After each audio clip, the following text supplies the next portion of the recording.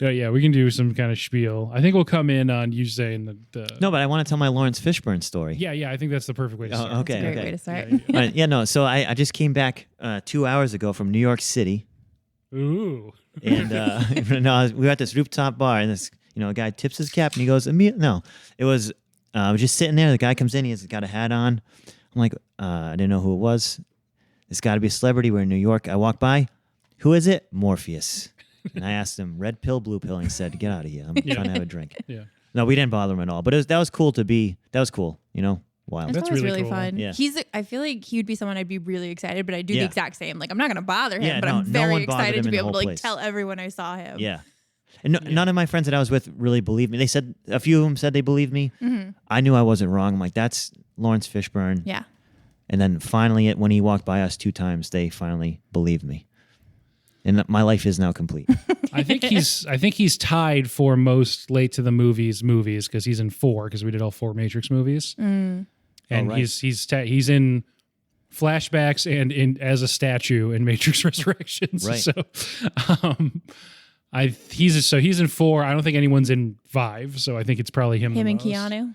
Yeah, and tied. we've done another Keanu one because we did Something's Gotta Give. Oh, you have to So go. Keanu's in 5. So Keanu's And then Lawrence Fishburne. That's really cool. I feel like it kind of stresses me out anytime I see a famous person because then it's like, Yeah.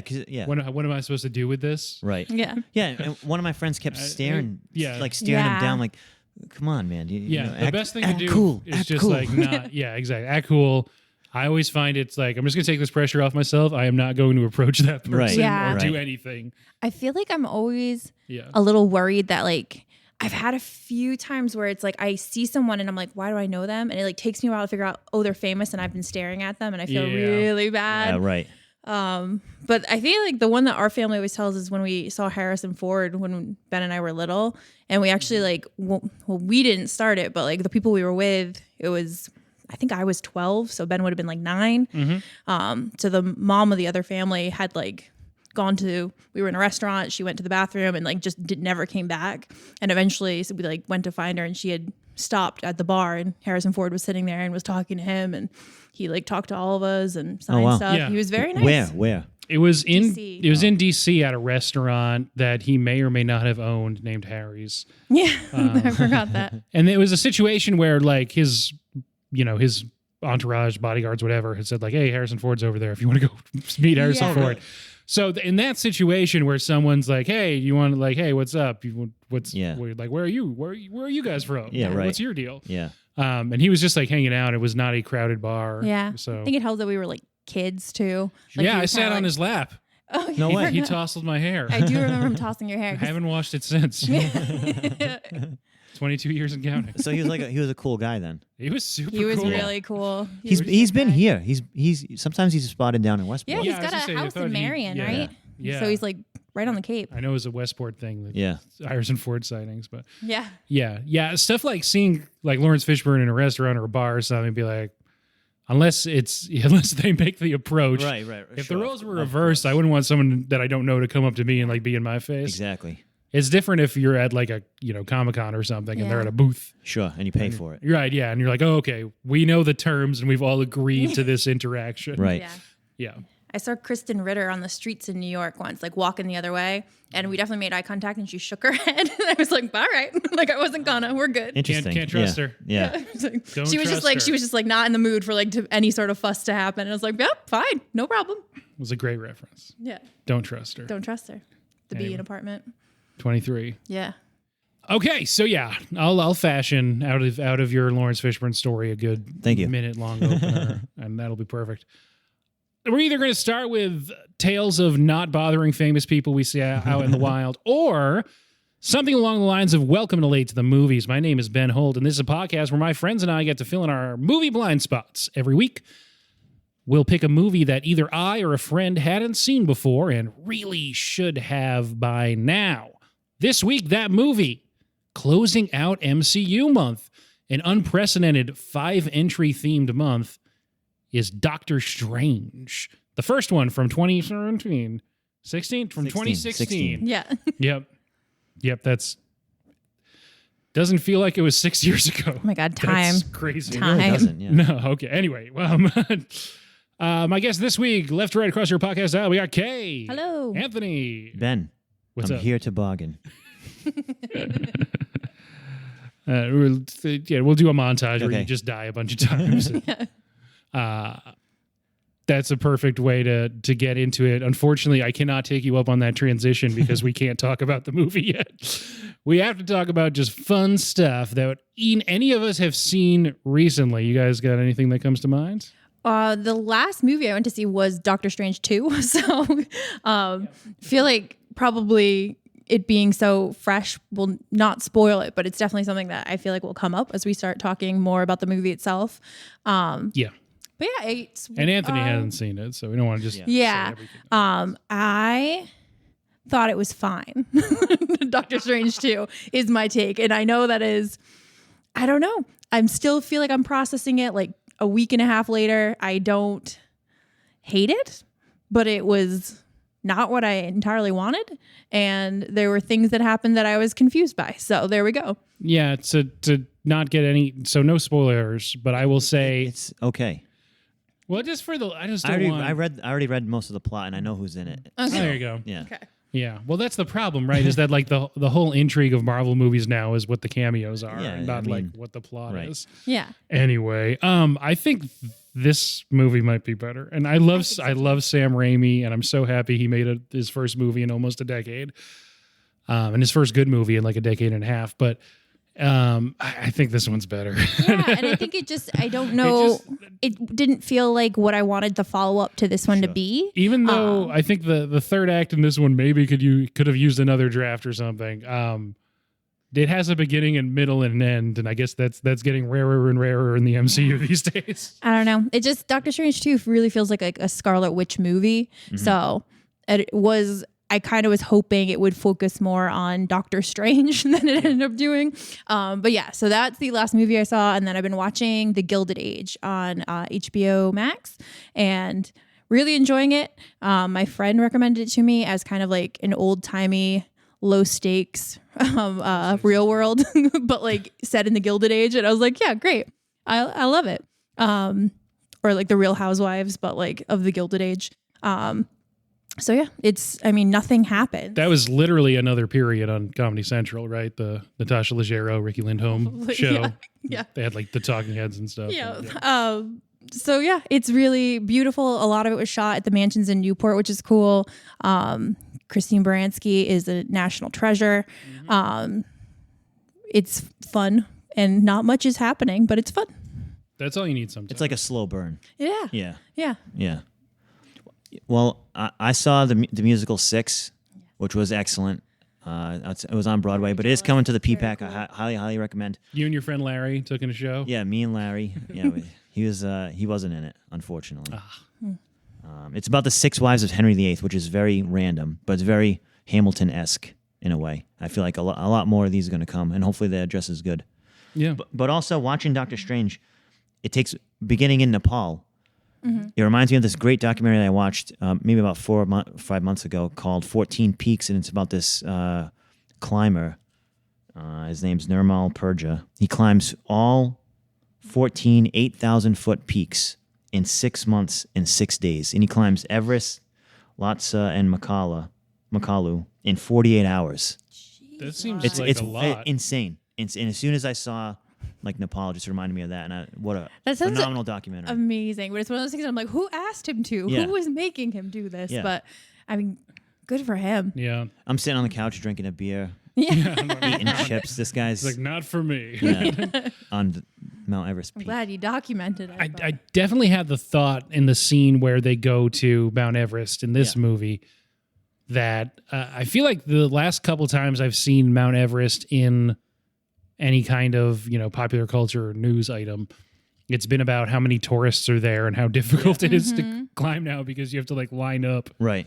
and everyone's just leaving so much trash and it's Yeah. like destroying the peak. Totally. In this documentary, there's one when he climbs Everest. He has a picture, and there's 300 people in line Yeah. to the peak, which is like, which is just crazy because Yep. you're gonna die. Yeah. Yeah. Yes. Yeah. It's a lot of amateurs who are just Right. rich, right? Yep. That are, Yeah, That's you another- can basically buy your way to the top. Yeah. God. That's another thing. I feel like I read a lot about Everest when I was probably like in elementary school. And I don't know if it was just like a wave of like, probably like the documentary had just come out or something. But I feel like I remember reading a ton about like the frostbite and like how bad it was and all that and being like, I don't know. It was something that was very concerning to me as a child. That's like not really been something I've had to deal with as an adult.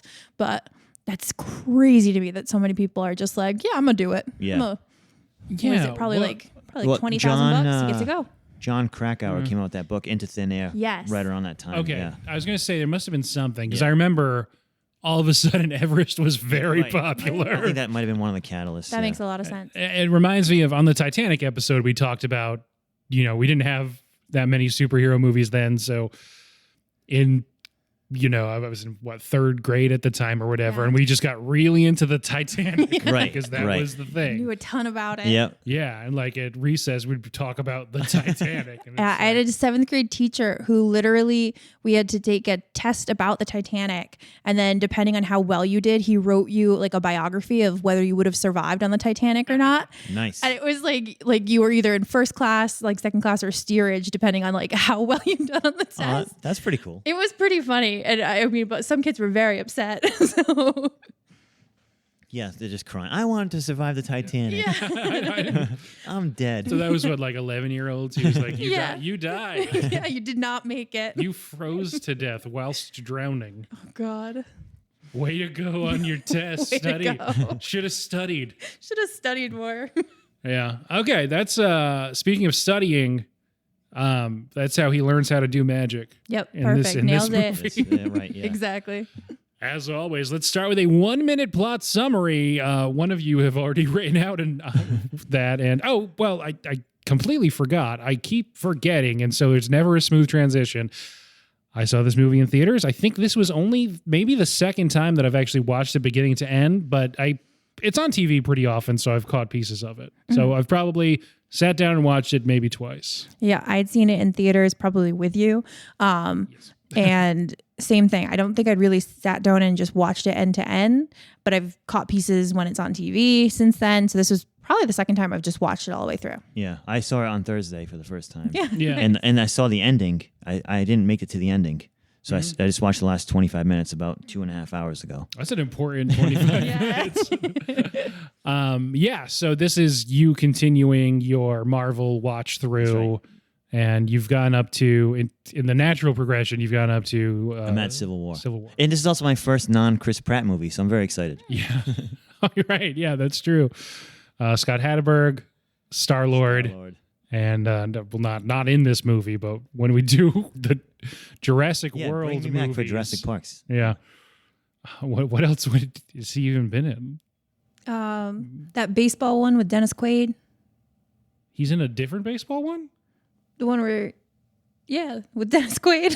Am I Natural? making this up? The Rookie? The Rookie. That sounds right. He's not in I the don't Rookie. think so. What? Yeah, I don't think so. Oh no. There's that little kid that was in like a bunch of stuff for a while. He's in The Rookie. Doctor Strange came and he redid time Yeah. and put Chris Pratt in the multi-universe of The Rookie. Are you thinking of Moneyball? I might be. He's in Yeah. Moneyball. Right, Yeah. yeah, that's what we were saying. He's in Moneyball, guys. Yeah. Anyway, back to the matter at hand. So yeah, because you are the one who is new to this, even though we've gotten looser on this rule, you'll do the plot summary. Okay, cool. There's a minute on the clock whenever you are ready. In an alternate universe, Benedict Cumberbatch isn't the world's greatest detective. He's the world's greatest surgeon. That is until a car crash ruins his hands. Looking to heal his hands with the help of a Celtic Tibetan monk, Strange is a quick learner, reading all the books. Stumbles upon the Time Stone. First time we see it, I think. Mm-hmm. Harnessing the Time Stone's power with the help of the Cloak of Levitation, Doctor Strange is able to fight off another alternate universe villain, Bond villain Mads Mikkelsen.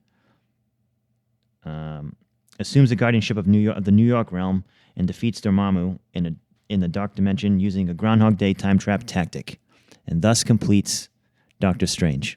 That was perfect. Yeah, you did in about 45 seconds. Way to That's go. really well done. Thank you. Would it be funny to just play it over and over again? Yeah. Yeah. I've come to plot summarize. Yeah. So this movie, I remember watching it, and this is one of the first times, maybe the first time, that I can recall hearing Benedict Cumberbatch's American accent. Mm-hmm. And I tried really hard to find it because I think this is a very funny thing to say, and I wanted to credit it properly, but I couldn't find the source. I remember at the time his accent being described as Benedict Cumberbatch. Benedict Cumberbatch's American accent is from the Hugh Lowry School of American Growling. Nice. Yeah, because he's just doing Hugh Lowry from House. From House. Yeah. That's, He's 100% just doing House. that. Another British guy who people are like, oh, that guy's British. Not that you could ever think Benedict Cumberbatch isn't British, but I don't know. This character, I don't know. we were talking about this earlier. Dr. Stephen Strange, kind of a web blanket. Yeah, I feel like I had forgotten how much of an asshole he comes off of as at the beginning. And I mean, kind of again and again throughout, he kind of keeps like that character trait just keeps appearing.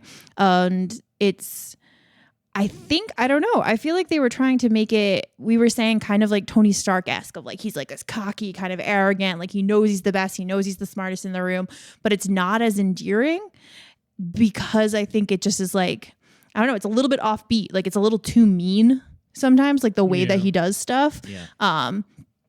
Well, I got very upset because I have a huge middle school crush on Rachel McAdams, maybe high school. And I'm like, don't talk to her that way. Yeah, he's only a jerk to her. Yeah. Yeah. And she's fantastic. And just keeps taking things from her. Yeah. That's their whole relationship at this Only Lindsay Lohan can be mean to her. That's right. And only in self-defense.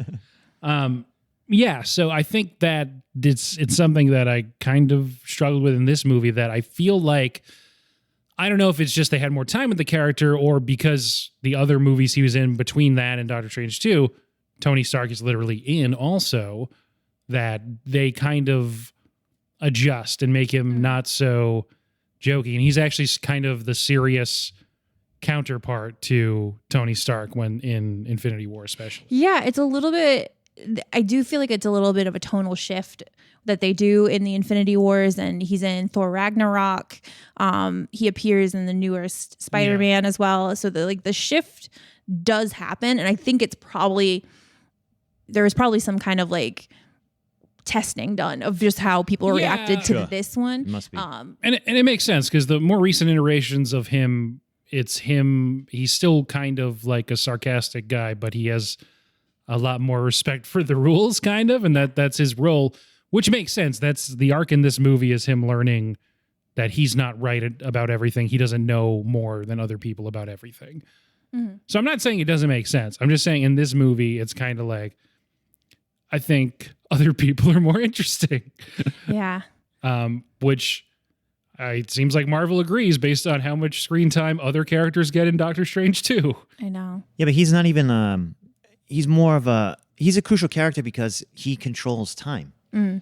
Yes. Which I don't know, but I did really like this movie. He's definitely an important character. And so I just mentioned off the top, off the top of this section of the podcast, the way that we structured this month was the two main characters up through Endgame. We did the intro of Iron Man, Captain America, First Avengers.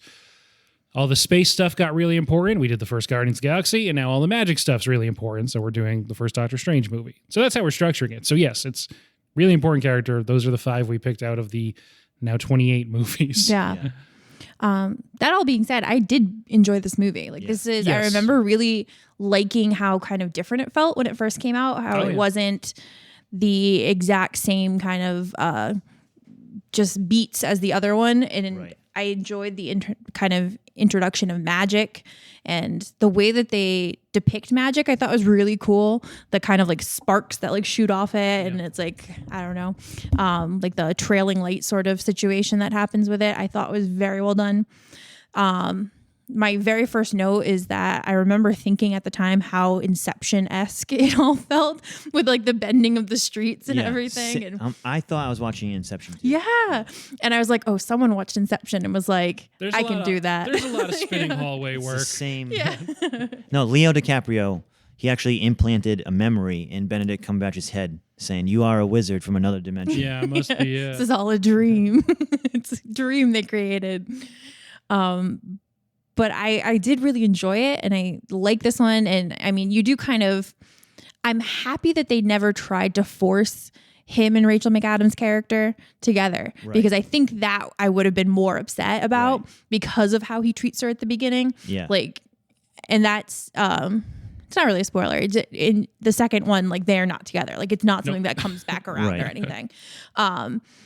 So I liked that just because I love her character a lot. Yeah. And I thought she was fantastic in the way that she reacts to like everything that's happening and the mop falling at the end and like her scream. It's just all really well timed and good. Yeah. So yes, that's maybe a good entry point. First off, I also like this movie. I liked it more than I remember liking it, honestly.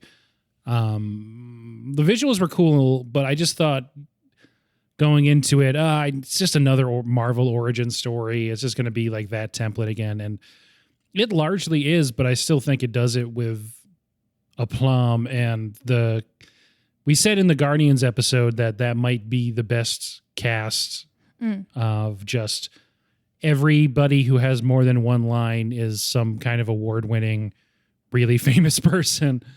I think this cast is even classier, if not as pop culturally relevant as having like Glenn Close and John C. Reilly each be in 2 scenes like Guardians. I mean, everyone in this movie is, really extremely talented. I think it might be the most acting chops in any of the Marvel casts. They're all very accomplished actors and actresses. Yeah, Tilda Swinton. Yeah. Mads Mikkelsen. I mean, the guy who plays like the sort of nothing part of the quasi rival is kind of how it's set up, but then not really.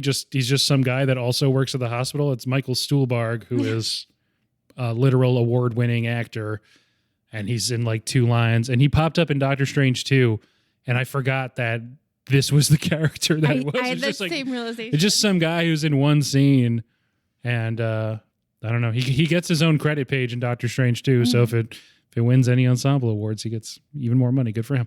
And then, I mean, Chiwetel Ejiofor, like we said. Yeah, Benjamin Bratt's in it. Oh, right. Yeah, Yep. just popping up. Yeah, a lot of people just popping up. I can't walk, but now I can. Yeah. Benedict Wong, who has become like I almost said like the Forrest Gump of this, just because he's in. Forrest Gump. He's just in every movie now. He's in like every Marvel movie. There's Benedict He's in Wong. a lot of Marvel movies. Yeah. Benedict Wong playing I do Wong. love him. He's very much like the heart of kind of like. Yes, he's like a huge part of the MCU now. Yeah. And I forget that he's sort of introduced as this kind of stoic guy. And it's not till right at the end of the movie that it's set up that it's him and Strange who are going to lead this thing going forward. Right. Because he's just sort of also working at Kumatage. Yeah. Fight to the death. Yeah. No. Kumatage. Kermitage. Yeah, Kermitage. Yeah, there we go. Hermitage. We got it. Which in Comertage. But you keep saying it, it's going to lose all meaning. Oh yeah, I mean it has so much significance for me now. This is one of those times that like Will was busy, but it would have been a good one to have him on because I have a lot of questions that I'm sure have answers that I just don't know.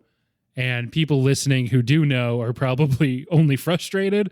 Yeah. And so I apologize to those people. I'm certain like the whole kind of mystic arts and that entire facet of this universe. There's tons and tons of lore that goes into it, and I do not know it. So I was able to not focus on stuff that was like, oh, how does that work? Or why does that make any sense? Because I just assume like, because it does, that's how it is. And it's not really something that's worth criticizing in a movie that I enjoyed watching. Did you like it, by the way? Oh, yeah. Yeah, Okay. yeah. Cool. I really liked it. I think this is one of my more favorite Marvel movies. I would say top 5. Yeah, this is higher up for me on rewatch than I would have thought. Yeah. Same. Only because also too, I had just seen Everything Everywhere All at Once, and the guys who wrote that, the Daniels, I remember reading something of that they were like, oh crap, we might have missed the boat on multi-universe because Doctor Strange already did it. Yeah. It feels very similar to that, and Groundhog Day-esque, and Inception, right? So, but those are good movies, so that's why I really liked it. Yeah. The sequence that introduces the multiverse to Doctor Strange in this movie, it's really cool. I remember seeing that in theaters and being like, "Whoa, Yeah. fun!" It's extremely off-putting in the same way that I find like the Oh yeah, when like, then his hands are growing hands. yeah, the like hands on hands and like grabbing him, and yeah, I feel like it's the same vibe that I had like the first time I watched like Willy Wonka, and like they're in the like there's sure. no way of knowing like where yeah, the boat is that's- going, and I was like, yeah. like that, right. like It is heart-pounding that's a good feeling. point. Pretty similar. That's a good point. Yeah. Yeah. Definitely good call. It's a very similar thing that I think they're going for. And then Thor Ragnarok also has that scene, right? And Yeah. it's played more for laughs in Ragnarok. But it was You'll see really when well you get done. there. And I mean the Tilda Swinton's kind of like overlay, just like very like calm, like Right. never kind of breaking in her just blank face facade of all of this is so spot on. It's so good. Yeah.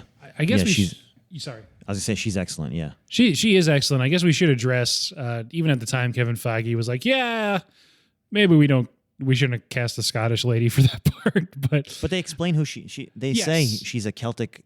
Yeah. yes, they were saying, well, we didn't want to typecast it as an Asian person and then Right. have like an old magical Asian man, which is a bad cliche. Right. We didn't want to do that.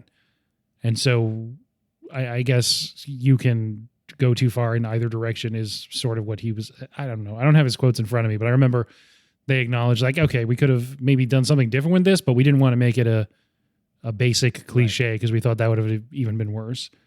Not saying that's the only way to use an Asian person, obviously. That's not what they do with Benedict Wong, and he's great in these movies. So I don't know. I don't know what the answer would have been, but yeah, we should acknowledge that at the time people were upset a little bit about that.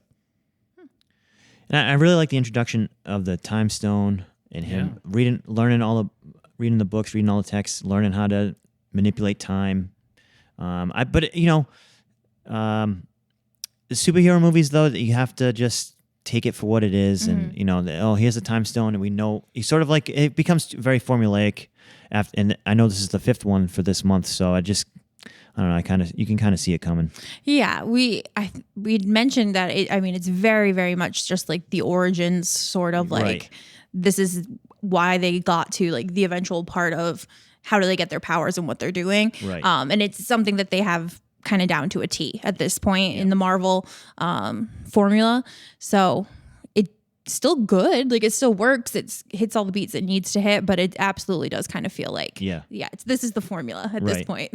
Yeah, and I understand it's his origin story too. Maybe him himself, Doctor Strange, is not a lead character. He's a better supportive character because he keeps he's like a glue that keeps everything together, being multi-universal. Yeah, Yeah. kind of the gateway to Right. kind of like the other pieces that are need to Right. be playing out. That makes sense. Once they start getting into what the sorcerers actually do, what the sanctums are for, Yeah.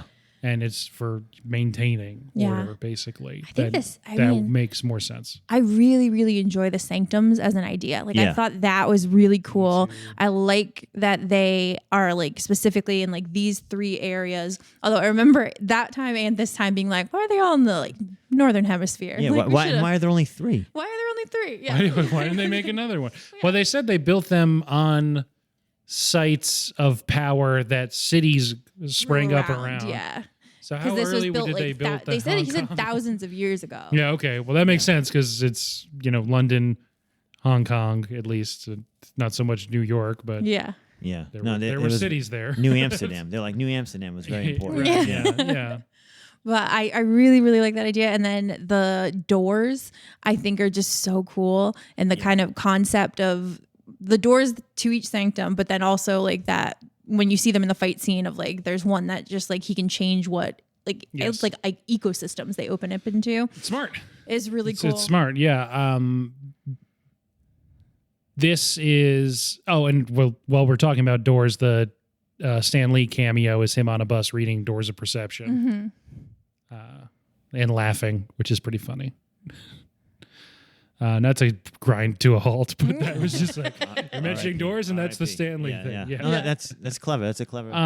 Did you guys see the news this week? And not to make it too obvious when we're recording this, the news earlier this week that Marvel had reached an agreement with the Stan Lee estate for his like likeness, basically. Then they're gonna to continue to like put it in movies. to like start digitally cameoing him, I guess. Oh, Because the like last Princess few- Leia, like I guess, yeah. That's I don't know.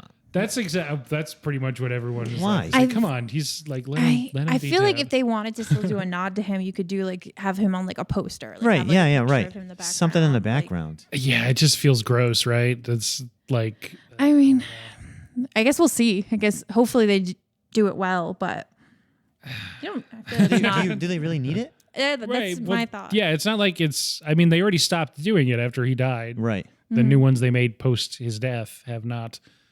Spider-Man including made $1 Kevin billion. Gibbons. We don't need a fake Stan Lee in there. Yeah, I know. It's maybe you just do it like Colonel Sanders in the KFC commercials, and you just pick a different actor to be Stan Lee for a while. Yeah. Maybe. Like That'd it'll be be funny. Reba Yeah. for a bit. Oh, geez. All right. Rob Riggle can be Stan Lee and a couple of them. Mhm. This movie's directed by Scott Derrickson, who I believe also writes it with C. Robert Cargill. That's off the top of my head. I don't have Yeah. that part in front of me. No, I think I read that before, and they started this in 2010. So Scott Derrickson, before this movie, much like Sam Raimi before Doctor Strange 2, had done mostly horror. He did The Exorcism of Emily Rose back in the mid-thousands and the two Sinister movies. I think he only directs the first one, but he's writing and producing those. And you can see why they want horror guys to do these movies. I didn't know that, and that's super interesting because the second one also like. Which Scott Derrickson started working on, and then there was some kind of falling out, and he stopped. And that movie definitely feels like multiple directors made different Yeah. parts of it. But just this one, just kind of rewatching it too, it does feel more intense. It kind of feels a little bit more gruesome at times. Like some of the violence that happens is a lot more violent than I feel like some of the other Marvel happens with. The very first scene is that guy getting like strung up and then his head cut off. Oh, yeah, that's true. And I was like, whoa, like I did not Right remember off the bat, that. yeah. And I was going to say, and just because I get kind of squicked out by body horror and like All the medical stuff, just how fucked up his hands are Yeah. is like really visceral Yeah, for these movies, I feel like. And in a good way, like you can tell this is, you know, the karmic retribution of his assholery. But it's But in a similar vein with Guardians, this movie's more adult leaning than it is a campy yes type of Marvel Yeah. movie. Though that being said, and that kind of gets at some of the tone. I'm not going to say issues, but the tone is a little hard to pin down in this movie because the comedy in it is very silly. Yeah. And for some of the stuff that's happening, a lot of the jokes are like, "Oh, come on, Beyonce's huge." Yeah. You never heard of Beyonce? Yeah, it's not that it's out of place. It's just kind of like, "Oh, okay." Yeah. They wanted to get silly with it, which I appreciate. Yeah. I also thought the makeup they do on Mads Mikkelsen and all the other guys, like the Dormammu cult guys, the outside is Dormammu scary. loves a and- smoky eye. Right? Like I heard Right, that yeah. too. I was like, I don't know about this guy. You He's guys are looking gonna a come little, hang out. looking a little bit too like he's going to Coachella. Like Yeah. a little bit It's too a real sparkly. Met Gala look. Yeah, yeah, It's yeah. mainly just that the inner part, like that should have been like bloody, but instead it was like purple sparkles. And I was like, all right. Purple sparkles. Yeah, I don't know about it's this very look. yeah, it's very It's Instagram. they're channeling their inner emo, you know? Yeah, they're just going to the What is Black Parade time? tour. Time is I know, I was nothing. gonna say we're all going to the Black Parade. Yeah, all right. that's what it was. Let's do it. Let's talk Mads Mikkelsen. I love Mads Mikkelsen. Yep. As I mentioned to you earlier today, I did just buy Mads Mikkelsen related merch yesterday. Oh, what'd you get? I've shout out Super Yaki, which is a store based in, I want to say Houston. It's in Texas. I think it's in Houston. So I bought a hat that just says "not online" on it, and it's a good hat, and I'm excited to see it in person. I haven't That is a received it fun in the hat. mail yet. Nice. He was in an interview once and was asked about being a meme because the internet was very fond of a different interview he did where he pulled out a bottle of vodka in the middle of it and started drinking it. And so this interviewer was asking him like, oh, how does it feel to be like a popular meme because of this time that this happened? And his response was, I am simply not online. Which is a good response. Excellent. Yeah. Yeah, I really liked So him. I hope that answers your question. I get it. I really liked him in this. Always happy to see Mads. One thing that worked for me a lot more on a rewatch is how kind of ludicrous his character is and how much he's underplaying it, how dry he's being. Extremely. And that is it's really funny. Yeah. The part where he first meets Stephen Strange at the Sanctum and he's like, what's your name? And he's like, what does he say? Like, Mr. And then he's like, Doctor. And he's like, Mr. Doctor. And he's like, it's strange. And he goes, well, I don't know about that. Maybe that was a good. Yeah. That was a good line of comedy. Yes. Yeah. Yeah, no, it was. I thought it was It funny. wasn't too silly. And that's just because Mads is being deadpan Yeah. with it. Mm-hmm. Yeah, it's good. Yeah. He's just got a great face. He's got a great villain face. Yeah. Yes, he does. That's too bad for him, but he's always going to be a villain. Mm-hmm. Well, yeah. Between this, Lashif in Casino Royale. But he's in another movie where he plays like a. I mean, hitman. obviously Hannibal, the TV show. Yeah. So he's great in Another Round, which is just him playing a dramatic lead. That movie won Best International at the Oscars 2 Oscars ago now. Yep. He's wonderful in that. That movie's fantastic. That's one where they have to drink every day in a month. Yeah, every teacher, they all agree to be a little drunk all the time. Right. Mm-hmm. Great movie. Very cool. But yeah, he mostly plays villains. Yeah. And hey, people dig it. He plays this hitman in a Netflix movie. I forgot the name of it, but I'd believe it. yeah. Is it? But he's It's not not really a a bad Hitman guy. movie, right? No, he's not. He's like not really a bad guy. He's sort of becoming a good guy. Mm-hmm. Okay. But then whoever outfit he tries to leave is out to get him again. Popular trope. Yeah. No doubt. Yeah. I like that. Yeah. I like that. No, it's like I can really see that being Yeah. a fun movie. All Yeah. this to say, It's good. Mads Mikkelsen, great actor. Yes, Love and him he in did this. very well in this, but it is a bit of a strange character. Hi-oh. It's just too many zealots. Yeah, Back-to-back Some zealots. zealots. Guardians of the Galaxy zealots. right. I think In their defense, the movies weren't back to back. No, just for true. the Right. podcast. You're right. You're right. but I also just nobody noticed that he was radicalizing all these people. There didn't seem to be that many people at Kermitage, Right. For him to take about like half of them. Yeah. Kermitage. Kermitage, Kermit. Kermitage. Kermitage. That's the all. Muppets. That's all I'm calling it now. Yeah. It's all the No. Muppets. Hey-ho. Statler and Waldorf are in the next one. They're the two. Yeah. villains. Oh gosh, The only thing strange. Yeah, I know. Sweetums just running around in the background. All right. You should change the name of the podcast to Too Many Zealots. Too many zealots can spoil the pod. Yeah, and then Chiwetel Ejiofor becomes a different kind of zealot at the end. Right. I Which is a love lot him like his so Serenity much. character. And it is exactly like his Serenity character. I remember the first time I watched this, I was just like, oh, it's the exact same character. And that might be one of my favorite movies of all time, which if we ever do it on the pod, we're gonna be here for days because I have so many things to talk about. How close is this to 12 Years a Slave? Oh, it's probably 2013 is 12 Years a Slave. Okay, so this so is 3 years three later. years after. He's already fourth build in a Marvel movie. he does that kind of very honorable, like to a fault sort of character extremely well, of that kind of just, I don't know, he's always got that like monologue in his back pocket sort of feel of just he's going to kind of like pontificate about why this is like the way that we all have to be and how we can be a better kind of humanity and we all need to do something for the greater good. Right. And it is just played perfectly, I think, because as we were saying, the like end tag scene is him, and it absolutely feels like this is going to be like the next big thing. Like he is the villain we're going to be seeing. Yeah. He's going to be going after all the sorcerers, and then like as we now know, not the case. Never comes back. Never comes back. But beyond, he's that the version that looks into the camera and says, "I'm going to kill all the sorcerers." Yep. We never see him again. I'm pretty sure. And I feel like that's partially what I really wanted the second one years. to be. Yeah. 6 years. That's what I wanted the second one to be. I want to see that play out because I think it would be extremely interesting to kind of be more within our universe's world of what are the mystic arts and kind of learn more about it and see this drama play out. And that's not what we get in Doctor Strange 2, but yeah, hopefully maybe 3. One of the main gripes I have with Doctor Strange 2, just while we're talking about structurally what happens in the movie as it relates to the Mordo character, Chiwetel Ejiofor's character, I think is Mordo is his name. Mordo. Maybe he wanted more dough from Disney, and he's got that Terrence Howard thing.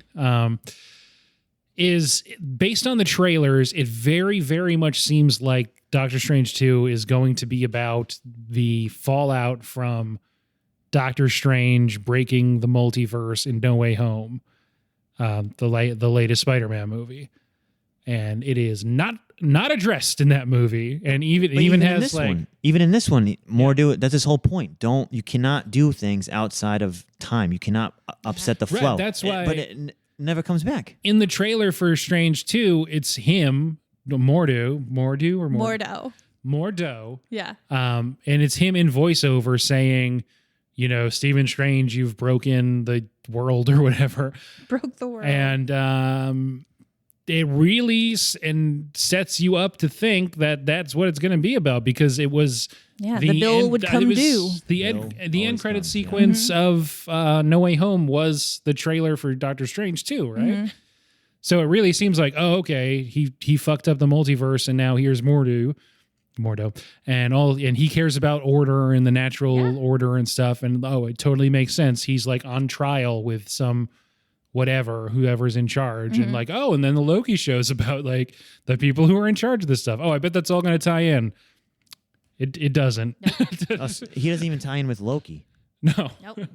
Which again, I thought multiple movies about like the shattering of the multiverse in the MCU and I feel like they haven't really attached to each other yet. When they made this one, they definitely knew the Loki show was coming, and it was going to be about like the time agency, the TVA, TVA, Time Variance Authority, the Tennessee Valley Authority. Yes, Tennessee Valley, and it's been a bit since I've watched that, so I could not remember. But they do mention in this that like there's going to be consequences if you like create a new like timeline or a new continuum. Yeah. And I was like, oh, okay. So they already had like that planned, that was going to be something they'd talk more about. And it feels like that should have been what our next step is with this. And it is not, but Mordo's character though, is still, I get it. How else are you supposed to beat a god in a dark dimension outside within the boundaries of time when he's timeless? Yep. So I think get out of here. They don't put a fine point on this, but I think it's as it's happening, he's recognizing, okay, this has to be done because we don't have another option. But then he's also him at the end of that sequence is just like, okay, well, I'm not going to fight you and I didn't stop you, but I also can't be part of this anymore. Sure, right. Yeah, it's kind of an unconscionable thing for him to have been a part of. When he pops up in the post-credit sequence, it's a different vibe. It's not like, he's definitely I got to go find my own way. Gone around the twist. It's very much, I'm going to rectify this. Yes. Yeah. And now it's like, okay, the guy that has that vibe would have tried to stop Doctor Strange or have fought him and Wong at that point. Yeah. But maybe it just takes time to get that radical. I don't know. Yeah. I think I liked that they had like a little bit of a nod to Strange kind of reckoning with like his Hippocratic oath, which I had forgotten that he even had that moment of like, I took an oath to do no harm and I just killed the guy. And he's like, after that big first fight in the Sanctum. And then he kind of just like makes the decision like, am I gonna kind of go back to my job and just save like the ancient one, Tilda, makes the point of, or you can protect humanity as a whole, Right. but you're going to have to compromise some of your values to Yeah. do so, which is something that we see kind of Mordo do at the end there, but then is very much Yeah. kind of goes in the other direction of he can't be a part of it any further. Yeah. But yeah, I don't know. It's a It's lot very, of very Spock esque Yeah. in Wrath of Khan when he extreme. the needs of the many outweigh the needs of the few. Yeah. Exactly. Yeah. And he can't even get right with that, even though it's like, well, I guess everyone It's could have one bad died. guy. Get over it. You know what I mean? Right. It's like, I guess we could have let everyone die and the world be destroyed. And not even just the world, the dimension be destroyed. Yeah, the entire universe. Yeah. But yeah. It's and just because I forgot to mention, so yes, it's Scott Derrickson, C. Robert Cargill, and John Spates wrote the movie. I didn't mention John Spates before, and just in case he listens, I don't want him to feel left out. Yep. Gotta make sure.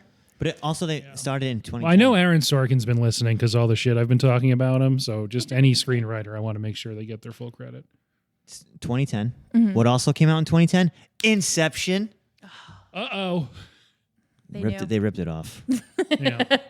I mean, it had to have influenced the way they thought about the folding of the buildings and everything, especially because it that first very beginning fight scene on the streets of London looks exactly like Exactly the same thing. the folding of the streets in Paris. It's Right. that's the same. It's the same. Yeah, the part where Joseph Gordon-Levitt was fighting someone in a rotating hallway, I thought was a little too on the nose. Yeah. Right. But I mean, The spinning top, I don't know.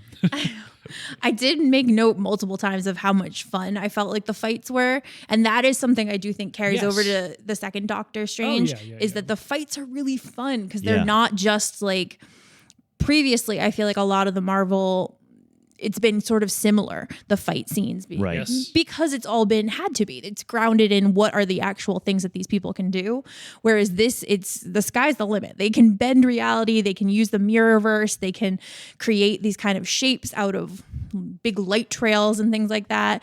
And they have the flying cloak and all of the different kind of objects that they can play around with. So I feel like the fights were a lot more interesting than I had found a lot of the other Marvel fights Right. to be. Yes. I Which agree is with that. Because really they're fun. more inventive. Yeah. There's, I mean, we don't need to get into it because there's a million YouTube videos about why the fights in Marvel movies and anything where the fights are CGI don't feel as good as, martial arts movies. Why Jackie Chan movies look so good is because they don't cut on the impact of every hit like they do in CGI to mask the fact that there isn't actual physical objects hitting each other. Right. And the effect is that the hits don't feel as impactful. But in Jackie Chan movies, they do because Jackie Chan is actually getting punched and getting super injured in every movie he's ever made. Yeah. And so it's, and real big Hollywood stars don't get injured making these movies because that's just not part of it. So the way that this movie, I feel like, excels is especially the mirror dimension fight that they have when they are in Mirror, New York. The fight that starts in the Sanctum, but then they go out. Yeah. I thought that was really cool. And it does It's some really, fun really stuff. cool. And then when time's moving backwards in Hong Kong, but they're fighting That's cool in too. real time. Yeah. That's really cool yeah. too. Yeah. No, So I great. think it goes great both job. ways. So Chris Nolan was like, you steal my Inception stuff, I'm going to steal your backwards fighting stuff for Tenet. Yeah. Totally. I never but saw Tenet Tenet. wasn't good, so I didn't see it. Well, that's I'm just saying, Chris Nolan, that's it. That was his revenge. He invented a whole movie just to steal that backwards bit. Must be. You didn't like Tenet? no. But the name's the same backwards and forwards. Did you get that? It's a palindrome. Yeah. Yeah. No, I Maybe you didn't missed realize that. that until just now. Yeah. Maybe you missed that. Oh my god. This is unrelated. They could have called it Hannah. Yeah. Yeah. Right. Yeah. They should have. I don't know why. Did you guys see? I know you did because I've definitely made you watch it, or you made me watch it, whichever way.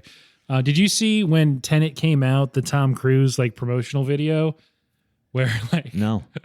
it's so funny. It's Tom Cruise in London going to see Tenet.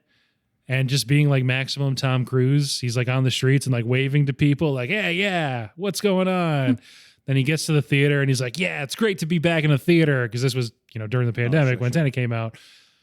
And the movie ends and he like stands up and he like turns to everyone else in his row and he's just like, just so great to be back in the theater. What a wonderful experience. And everyone's like, yay, Tom Cruise. It's just like, it's so funny. And you just know he means it with all his heart. Yeah. And no one else, he like kind of pulls that off. And it's just like, man, if any normal person. Is it like is it candid or is it? It's like, it's just random people in a theater with him. And he's so just nobody like, knows he's going to be there. I guess not. I don't know. That's the conceit of like the video is like he just kind of picked a random theater in London To and he just went walk to in. see it. Yeah. Yeah. And it goes, There's man, no what chance. a great. There's no chance. No. Scientology How would never great let that it's happen. So yeah, it's just, oh man. I feel, and then I should do that any movie I go to, just stand up in the end, look at everyone. Yeah. What a great time at the movies. The movies. The movies. Yeah. I haven't worn my Vin Diesel The Movies hat to a movie yet because I'm worried I'm going to leave it there. You should memorize Nicole Kidman's entire opening thing for AMC theaters and like say it at the very beginning as you're walking in. If I lived in a cooler city, people do that. There is like a sing-along aspect Oh my God, that's to so it at fun. screenings in LA and in New York. And the actual theater they filmed that at is in LA or outside of LA. That's really fun. And I have seen on Twitter videos people take of that happening, that everyone spontaneously like Says all of her stuff. Yes. We come to this you could place. Pull it off. You could pull it off at like the Avon or Coolidge Corner. Yes. Yeah. We they don't. It has to be an AMC though. Is the problem? Yeah.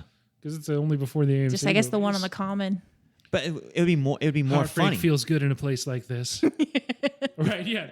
This isn't an AMC, so just so everyone's in the right headspace, I'm going to do the whole Nicole Kidman monologue. This isn't Everyone's an strapped in. AMC, and I am not Nicole Kidman. But anyway, Here we go. We come to this place to see the best of us. Like a real Boston like take on like her Australian accent. your dunks and your Marlboro's ready. Sound I can feel. When does Vin Diesel get his crack at a Marvel movie? When are they going to bring in Riddick? I think I assume that the 2-part finale to Is the Vin Diesel not Groot? Oh, that's true. He's Groot. He's in. I'm Isn't so he in dumb. it I'm so already? dumb. So fucking dumb. You were on that episode I too. know. We talked about it. Shame on me. That's I was like, isn't he well. It's already nice here? being here. Thank you for inviting me. This is the last one I'm doing. We almost got an hour out of you this time. It's fine. Yeah. Well, I was going to say I think he's turning has turned the Fast and Furious movies into superhero movies. So Yeah. Oh yeah. And they take a missile and turn it around underwater. yep. I mean, I they haven't watched it in a while. they in the most recent one they drive to space. So Sweet. The next one's gonna be like, That's we what I made love. it to Mars. I love mentioning that to family. people. They did literally drive a car to space in the last Made movie. it to the so. Horsehead Nebula, family. That's So- a lot of nos in that engine. Tyrese and Ludacris have to destroy a satellite, Oh, so they no. drive a car into it. It's ludicrous. It's new area I codes. love it. So I fucking feel funny. like it's gotta be just like they're pitching the most ridiculous things they can think of, and people are being like, "Yeah, do it. We just keep making money, hand over fist. Go ahead." They could easily do a Doctor Strange in the multiverse of Fast and the Furious. Yeah. It'd be so good. So let's see how magic plays with this. Let's do bring it. some magic into this. We need some mystic arts. I don't know that we touched too much on the plot in this one, but I think we've said it's origin story stuff. It doesn't mean it's bad. I think they do it well. Mm-hmm. I am a sucker for a training montage, and especially when it's at a magic school. I don't know. Yeah. It just works for me. And I liked that. I like he learns stuff apparently very quickly.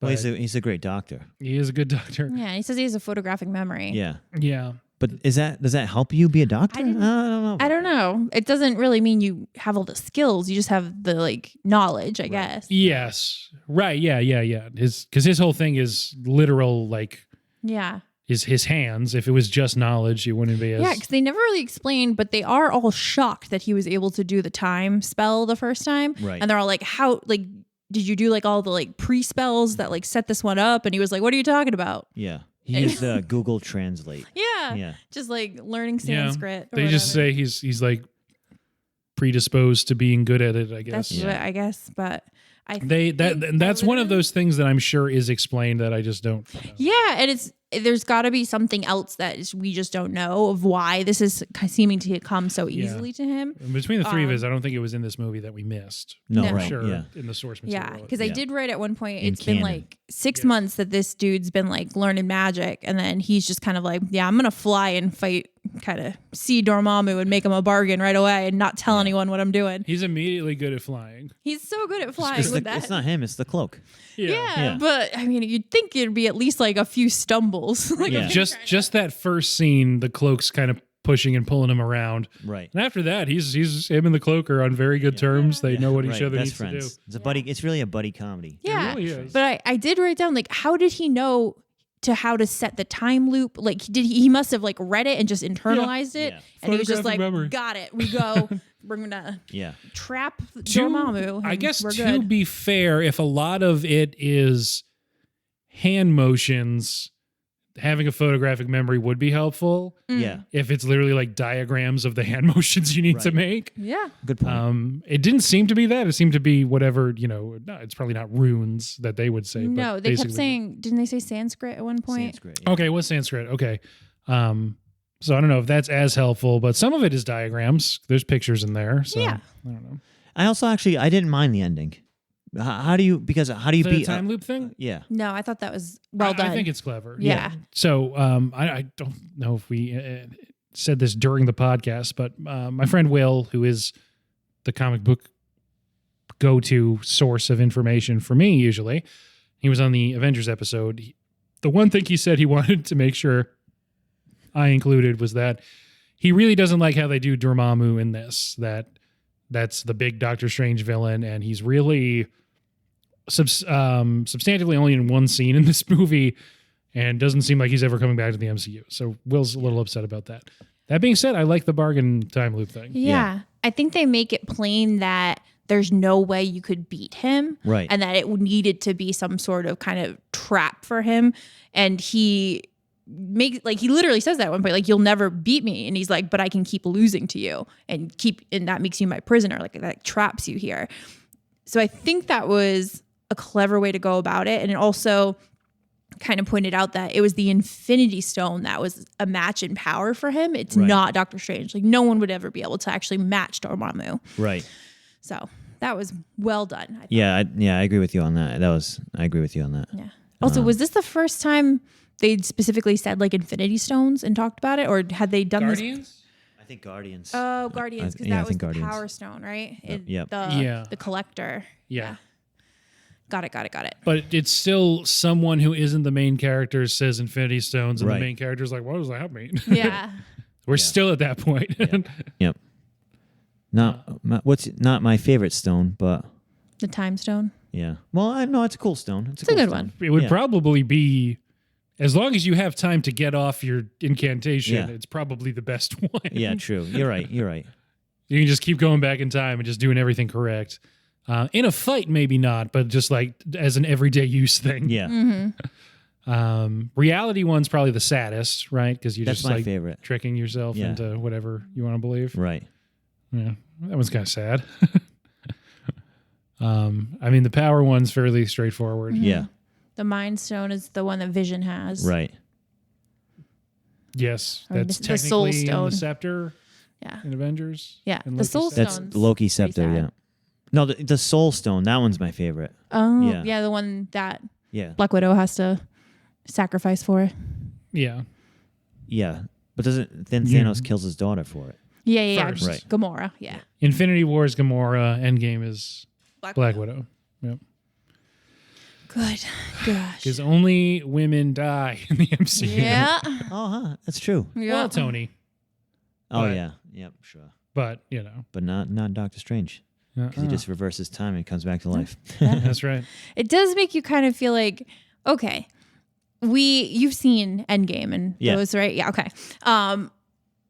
He like makes mention at points that he can see the future because of the time stone and is able to like see all these outcomes. So like, I just feel like he could have done more to prepare. Like he had to have known like Thanos was a coming and Like Tony knows, Oh, that's so other true. people That's a good know. plot hole, yeah. Why But have we- doesn't he predict the future when he fights Dormammu? I felt like the way I interpreted it was the first scene, it's him, he knows so then he sees he's going to die. Then he figures it out, well, I'm going to die in every instance. So the only way I can really get him is this trap. I don't know. No, yeah, and I kind of because he talks about too, like he checks every other timeline and things like that. So like, Right. how old is he at this point? A How many million. times does he live these days? Oh yeah, That's right. true. Probably a lot. In Groundhog Day, At least 30. I think We talked about this on the Groundhog Day episode. It's supposed to be like 10,000 days. yeah, something crazy. So- like yeah, or 10 years over or 10 whatever. years or something. So I like- would say the equivalent. yeah. They borrowed that exact plot line from Groundhog Day in Doctor Strange. Well, there's always some borrowing. The part where he's also kind of an asshole, they also borrowed that from Groundhog Day. Right, yeah. Exactly. He's Bill Murray, yeah. Oh my god. Except he never He's he Bill doesn't he Murray. doesn't improve himself with his extra time, Right. but he just gets better at doing a thing and slightly less smug about it. Right, yeah. Dormammu, right. I've come to bargain. Do you have any Doctor Strange trivia for us, like on the last episode, or no? Don't. Sorry. One thing I do want to mention before we end, you talked before about how the set pieces in this movie are actually pretty fun, and I agree. I think when the movie came out, I remember, and this could be anecdotal, and maybe this isn't a majority opinion, the astral projection bit and fight in the hospital, very goofy. Yeah. But it really worked for me this time on rewatch. I can definitely imagine that if you're not down to get silly, that probably is like, what am I watching? This is so stupid. Yeah. And it's still stupid, but I thought it was stupid in a good way.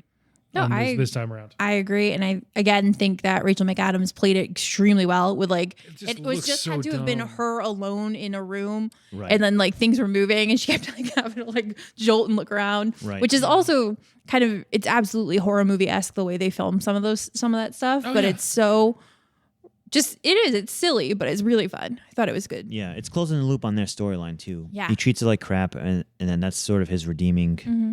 redemptions with her, Yep, I think. that it did feel like a good closure moment. Yeah. Because I know there has been some talk about how it's just like the chemistry between them is not kind of like what people wanted. But I also think they're portraying a relationship that's been over for a while. It's like over, this yeah. is very much they are in the kind of Yeah. like second act of them knowing Exactly. each other. Yep. And I think that is absolutely spot on. Yep. You can see it being more of a, like they want it to be more like a Tony and Pepper thing. And they just do not have chemistry like that. But I don't think they were trying to so much. Yeah, Like, that's it was fine. Yeah. They knew they weren't going to end up together. Yeah, which doesn't make for They a can't end super up together. They interesting- can't. Yeah, They can't do that because then it would make Doctor Strange unlikable. Yeah. right. As opposed to now.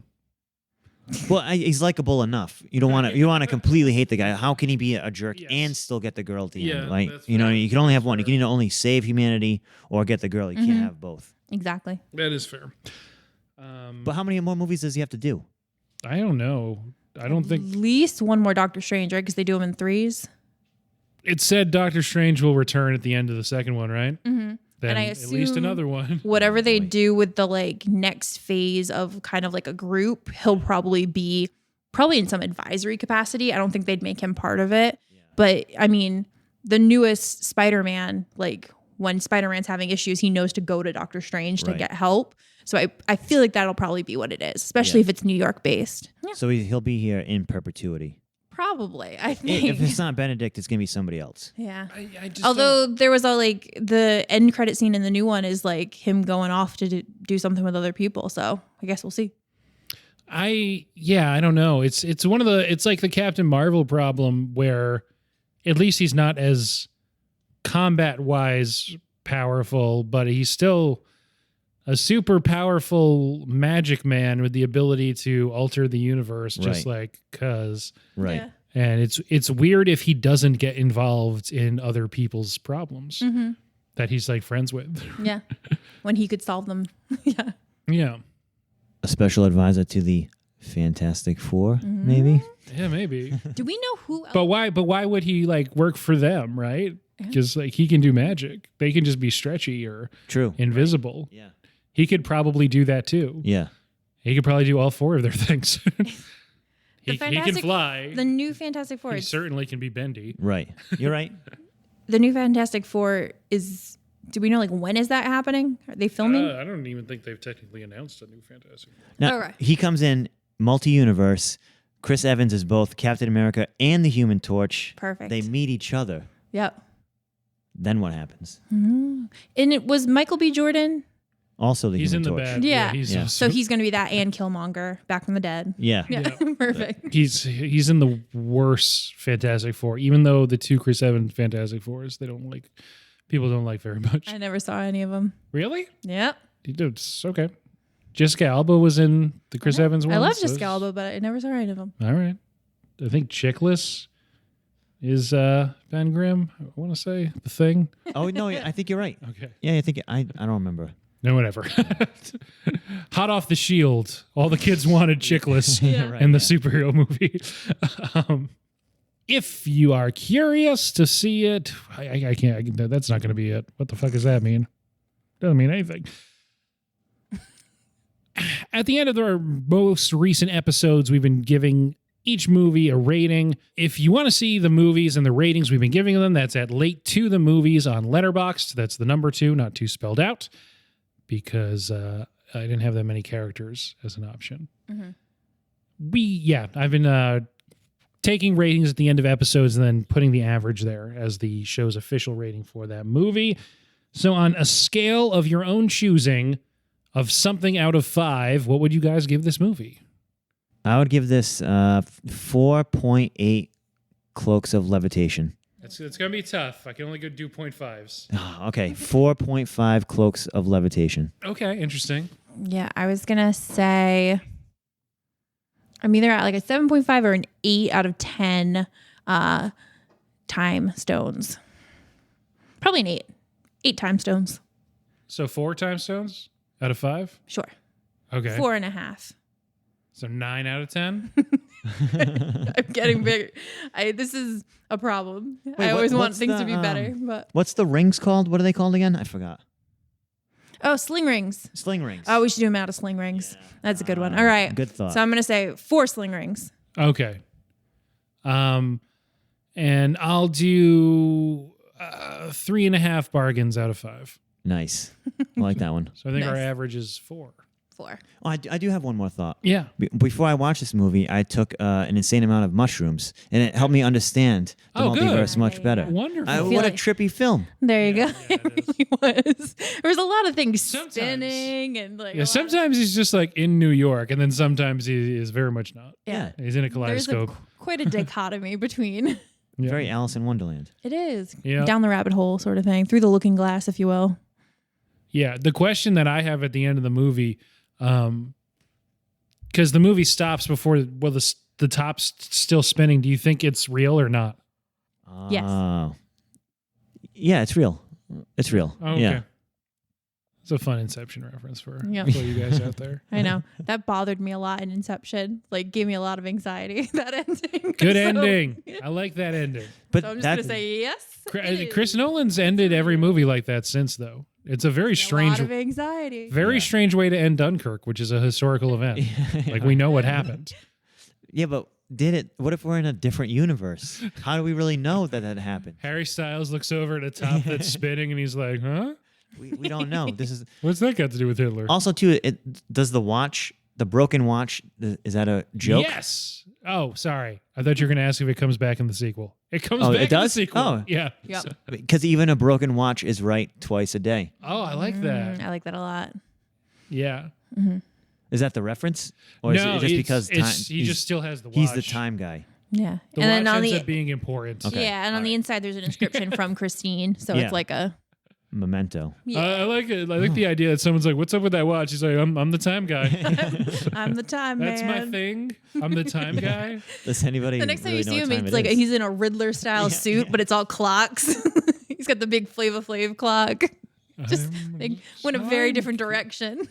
Just doing straight up timekeeper Yeah, stuff. that's Yeah. it. He would make a great Riddler. Benedict Would be a Cumberbatch. good Riddler. Yeah. Yeah, he'd be a different vibe from Dano, but Yeah. it would be in a different movie with a different tone. I would be interested to see his. I think if Any- they'd done any- an older version of Batman, he might have been a really good choice for Riddler. If Yeah. they were trying to match them. Right. I guess That's a good point. He doesn't want to do more big budget IP villains anymore since Khan, Just wants to talk about penguins. because people didn't really like Star Trek Into Darkness that much. I like that movie a lot. Oh, okay. Don't look at me. People don't like it. I like Star Trek, so Okay. I'm also glad that this is the end of Marvel month, and I'm going to take a break from watching I Marvel think you movies need because to. it Yeah, that's just fair. there's just a lot. There's a lot of other good movies out there, and you just can't. It can't all be Marvel. No, I can't try and do. I feel like watching them as they came out, it was spaced out enough that I never felt burnt out on Right. it. But if I tried to go back and watch them all in a row, Yeah, it'd it's be too too much. much. Yeah. Way too When much. my last watch through, I tapped out after Ultron. Yeah, And I felt like, okay, that was the first two phases, and I need a break now, and I just didn't pick it up again. yeah, right. I think understand. I probably picked and chose from the ones that I knew I liked from Yeah, phase 3, but I didn't do the whole thing in order It's too as I had many. planned. And that time through was the first time I had even seen a couple of them, because I hadn't seen Thor 2 or Iron Man 3 before that yeah. most recent watch through, which was during the pandemic, so only in the last couple of years. Both are bad. But Iron Man 3 is a Shane Black movie, so at least it's got some verve to it. Yeah. Thank you guys so much for being on this episode, Kay and Anthony. Thank you. Thank you. Can't wait for the next one. Non-Marvel. Non-Marvel. Okay, yeah, let's talk about it. We're doing low budget horror next month. We're going to have a little Halloween in June, like Christmas in July, but different. And we will literally be doing the film Halloween. I think we're going to start with that and try and go chronological. Fun. I'm saying low budget because some of them are like independently made, some aren't. And even though indie horror sounds better, the meaning wouldn't necessarily apply evenly to the 4 movies that I think we're going to do. I know we're at least going to do Halloween, Nightmare on Elm Street, Blair Witch Project, and Get Out. I thought those were 4 different movies that can each speak to different parts of low budget filmmaking and are 4 good horror movies that a lot of my friends haven't seen. So Fun. yeah. Excellent. Thank you guys again for being on. And you can rate and review or follow us depending on which podcast catcher you're using. The term has changed to follow instead of subscribe. Spotify, Stitcher, Apple Podcast, etc. Yeah, you can give ratings on those. It helps out the show. You can go on TeePublic, find our storefront, buy a bunch of t-shirts. They're all good. And we'll love you for it. I don't know. You can email the show, specifically Noah, at late2themovies at gmail.com. You can follow us on Instagram. We put up a fun poster every week. The Avengers one is very highly reviewed. I like it at least. That's I Instagram. see that one got a lot of likes. Just navigate your web browser to Instagram.com and search for late2themovies_podcast. Anything else? Oh, I think you got all the things. Yeah, I keep getting sidetracked, so the spiels have been going on forever, and I apologize. I have no fun outro bits, so I'll just say thanks. Thank you. Thank you. Do do do do do do. Perfect. Keep going. Do the entire Mario theme. No. It was the first thing that came to mind. Let go. Yeah.